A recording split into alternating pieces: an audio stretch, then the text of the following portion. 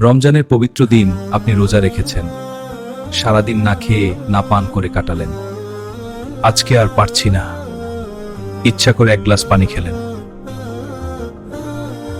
আপনি কি জানেন ইসলামের দৃষ্টিতে এই কাজ কতটা গুরুতর? রোজা শুধু ক্ষুধা ও তৃষ্ণা নয়, এটি ইসলামের 5টি স্তম্ভের একটি। আল্লাহ বলেন, হে ঈমানদারগণ, তোমাদের উপর রোজা ফরজ করা হয়েছে। রোজা আত্মাকে পবিত্র করে, গুনাহ থেকে দূরে রাখে, আল্লাহর ভয় তৈরি করে। ভুল করে খেয়ে ফেললে এক কথা, কিন্তু ইচ্ছাকৃতভাবে খাওয়া,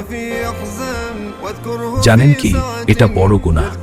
যদি কেউ ইচ্ছা করে রোজা ভাঙে, তবে তার উপর কাজা ফরজ। আর যদি সহবাসের মাধ্যমে ভাঙে, তবে শুধু কাজা নয়, কাফারাও ফরজ। কাফারা মানে ক্ষতিপূরণ, যা এক আল্লাহ খায়রান। সহিহ হাদিসে এসেছে, এক ব্যক্তি রমজানে স্ত্রী সহবাসের মাধ্যমে রোজা ভেঙে ফেলেন। রাসূলুল্লাহ সাল্লাম তাকে বলেন, একজন দাস মুক্ত করো। না পারলে টানা 60 দিন রোজা রাখো, তাও না পারলে 60 জন গরিবকে খাবার খাও। একদিনের ইচ্ছাকৃত ভুল 60 দিনের ইবাদতে পরিণত হতে পারে। রমজান আল্লাহর পরীক্ষা। এই মাসে গুনাহ করা মানে নিজের আত্মাকে আঘাত করা।